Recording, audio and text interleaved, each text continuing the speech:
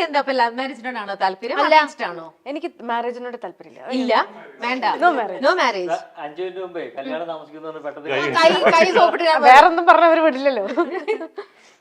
അനുവും അതേ ഒരു സ്റ്റാൻഡിലാണ്, നിഖിലും അതേ ഒരു സ്റ്റാൻഡിലാണ് അല്ലേ?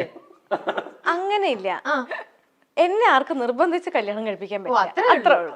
എനിക്ക് എപ്പോഴും തോന്നുകയാണെങ്കിൽ ഞാൻ കല്യാണം കഴിക്കും. അനു പക്ഷെ കല്യാണമേ വേണ്ടാന്നാണൊരു അങ്ങനെയല്ല, ഇതന്നെ നമുക്ക് എപ്പോഴാണോ തോന്നണേ അപ്പൊ ഞങ്ങൾ കല്യാണം കഴിക്കും. നിങ്ങൾ ചോദിച്ച് കഴിപ്പിക്കണം.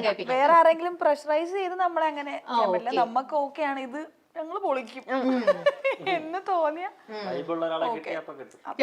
എന്നൊക്കെ കിട്ടിയ പോലെ നെഗറ്റീവ്സ് ഒക്കെ പറയുന്ന ഒരു ചേട്ടൻ. പക്ഷെ പിന്നെ ലേറ്റ് ആകുമ്പോ ചോദിക്കണം എന്താ മെസ്സേജിന് റിപ്ലൈ തരാതെ എനിക്ക് പറ്റത്തില്ല.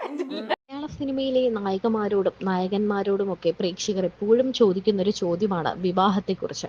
എപ്പോഴായിരിക്കും വിവാഹം?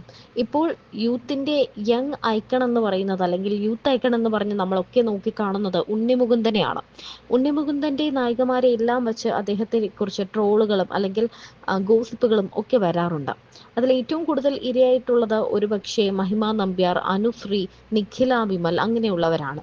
ഇപ്പോൾ അനുശ്രീക്കൊപ്പവും ഉണ്ണിമുകുന്ദൻ അഭിനയിച്ചിട്ടുണ്ട്, നിഖിലയ്ക്കൊപ്പം അഭിനയിച്ചിട്ടുണ്ട്. ഇവരെ ആരെങ്കിലും ആയിരിക്കും ഉണ്ണി വിവാഹം ചെയ്യുന്നത് എന്ന് പലപ്പോഴും ആരാധകർ ചോദിക്കാറുണ്ട്. ഇപ്പോൾ മൈൽ സ്റ്റോൺ മേക്കേഴ്സിന്റെ ഒരു ഇന്റർവ്യൂവിൽ ഇവർ രണ്ടുപേരും വിവാഹത്തെക്കുറിച്ച് പറയുന്നുണ്ട്.